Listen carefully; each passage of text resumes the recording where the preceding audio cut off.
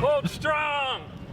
Martin O'Malley appears in his element when he's doing retail politics. Thanks a lot. Thank you. Thanks so much. He's met, shaken hands, and pitched his vision for America to countless Iowans and canvassed neighborhoods. The former Maryland governor and Democratic presidential candidate remains in third place. The Associated Press followed O'Malley on 3 campaign stops as he barreled through western Iowa. Protein bars, a staple. Unseasonably. You're never intimidated by the polls. You're not intimidated by big money. You have a way of sorting through the noise and oftentimes lifting up a new leader. To be viable in the caucuses, O'Malley needs to reach a 15% support threshold of Democratic caucus goers.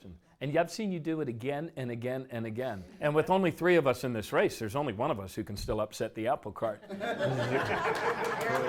Recent polls suggest that could be a daunting prospect, but the candidate doesn't appear fazed. And we've been campaigning the Iowa caucus way, which is to go in your car and go one town at a time and to meet with the people who are actually the opinion leaders when the caucuses are held.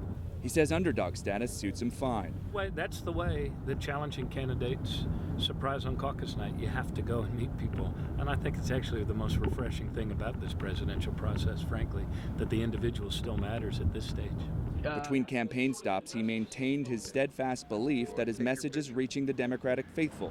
And I've seen the candidate that most people and the media and the pundits dismiss suddenly lifted up by the voters. So that gives me some, I suppose, greater faith, born of the experience of seeing that happen before. O'Malley says he worked on Senator Gary Hart's campaign in 1984 when Hart delivered upsets to the eventual nominee, Vice President Walter Mondale.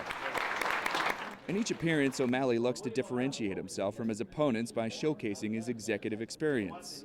He hopes his up-close and personal style will appeal to Iowans and that will translate into support. Sometimes he'll even grab a guitar and entertain the crowd. Winter, spring, summer, or fall. A little lyrical charm he hopes will win more people into his corner.